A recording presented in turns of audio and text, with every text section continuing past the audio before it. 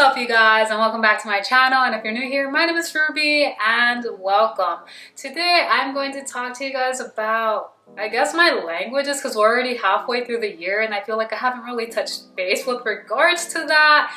So I thought, why not make a video about that and tell you guys what languages I'm currently keeping up with, and if I have any particular goals with these languages, I'm going to share them on this video here with you guys. I don't think that was grammatically correct, but I hope you guys understand what I was trying to say with that. And I also want to say sorry for the mess. This is the room where I usually would come to, I can't even speak English today. This is the room where I've been coming to film my videos, and I just thought might as well move here. So I've changed over to this room and I'm still cleaning up and decorating, so you can kind of see I moved my keyboard here. And I'm also trying this lamp on, because usually I film without the lamp on, just my ring light on like this. This is more like Halloween vibes. I'm probably gonna do this type of video for Halloween where it's like all dark, but let me know if you guys prefer it with the lamp on or with just the ring light on. The weather here in LA has been a little weird. It's summertime, but it's dark outside. It feels like winter. Anyways, let me know if you guys like that light on. Today, let's start off with French, because that is like the best language I speak outside of English and Espanol, of course. But French, I feel like I'm about the same level. If I have made progress, probably little baby progress, because this semester was quite busy, and as I've mentioned, I did have a lot of stuff going on in my life, but I did do my best to keep up with French. I did have a few conversational lessons and a few exchanges with language partners online, so that was definitely cool. And I've just been like reading, listening to podcasts, or sometimes watching things in French, which has been very helpful. But I definitely don't feel like I'm anywhere near the C1 level. And as I mentioned in my yearly goal for languages, I didn't really have any particular goal of reaching like a C1 level anyway, or any particular level for that matter. So for now, it's really just immersion. I'm just gonna keep on doing my best to immerse myself. Like right now, what I'm basically doing is I will review some grammar maybe like 2 times a week, like maybe for 15-20 minutes each time. And then the rest, it's just immersion. I'm just like watching videos, maybe writing down new words that I don't know that I come across, and try to write it down and use it in the context that I learn it in. And just reading and practicing. And you know, I'm super happy to share this with you guys. I met a language partner yesterday. I'm using Tandem, and he sent me a recording of himself speaking in Spanish, because I'm doing my best to help him with Espanol, you know, and with English. But then I responded with a French recording, and he told me that my French was nearly perfect, the accent and everything, and that just made my day, honestly.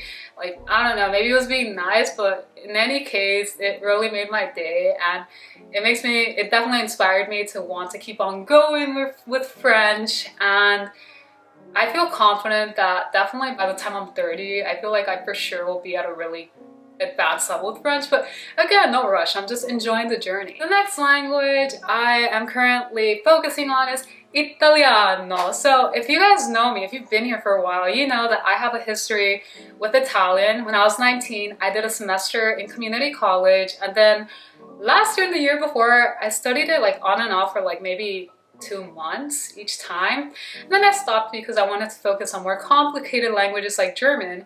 But anyways, I'm currently doing a beginner course that a fellow language learner recommended. I'm extremely grateful. It's been super helpful. And I've been going through it rather quickly because, for one, I have history with Italian. I'm very familiar with a lot of the beginner grammar. And the other thing is because I speak Spanish, and now French, of course, certainly helps with that. So I just started this course about a month ago, and I'm already about 40% through it. And I feel like I probably would be more advanced, but I have taken a few couple of days off where I'm just like, I don't really want to do anything. But I feel really happy with that. And basically what I'm doing with Italian is I'm just doing this particular course, and I'm watching YouTube videos. There's this awesome channel that's on true crime called Elisa True Crime. That's in Italian.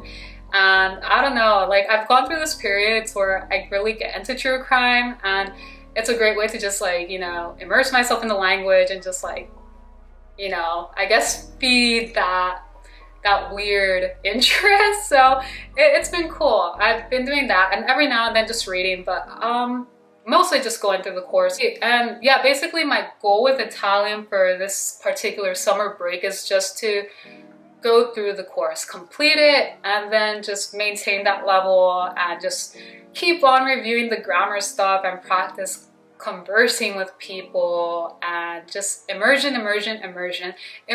is key. Now the next language, the most unexpected one probably, because I keep on saying that I'm going to stop studying it and then I go back to it, is Japanese. So I'm basically going back through the beginning. Oh my god, I can't speak today. I'm basically going back through the beginning of Genki 1, and I just want to say I don't have any particular goal again with like achieving a level with Japanese. Honestly, I kind of just want to do what makes me happy. And I know logically it doesn't really make sense for me to study Japanese as like a classical singer and all that. But outside of that, I just really love the Japanese language and the culture. I think it's beautiful and I just want to learn more. And it's just, I love the language. So right now I'm just like, you know what, screw everything. I'm going to dedicate some time into Japanese, even if it's just reviewing everything I've already learned in the past. It makes me happy. I love Japanese. So my goal is basically just to go through that again and maybe even finish the book, because I literally need like 2 chapters to finish it when I stopped. Anyways, But we're just having fun. I'm not thinking about I want to be level N4 or N3. I just want to have fun, you guys. This makes me happy and that's all I'm doing. And the next language is German.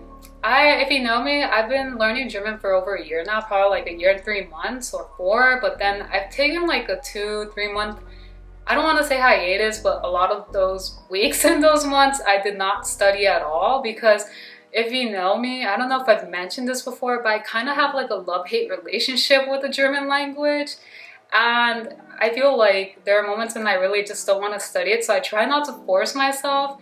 But I also love the language. There's something just very intriguing about like the grammar and how it works. It feels like a puzzle, and I love puzzles, and I love challenging myself mentally, just like how constructing those sentences in German. So it's not a language I want to completely give up. So for right now, I'm kind of just going with the flow. I do my best to just read books in German or just listen to like German podcasts every now and then.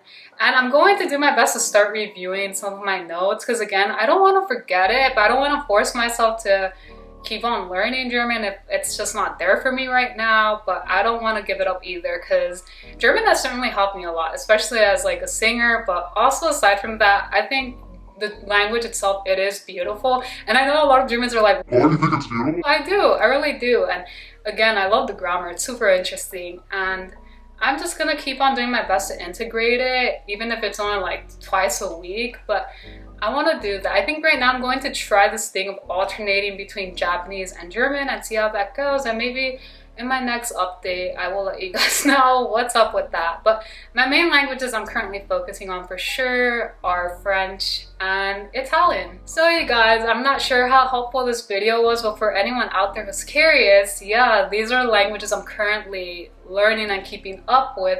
When it comes to Russian, I haven't touched Russian in over like probably 2 weeks, and because I haven't really gotten super deep into the grammar of Russian, I think for now it's just a language I'm going to like completely set on the side, because I know I can't do it all. And if you're anything like me, you're the type who tries to do it all, and it's just not good in the long run.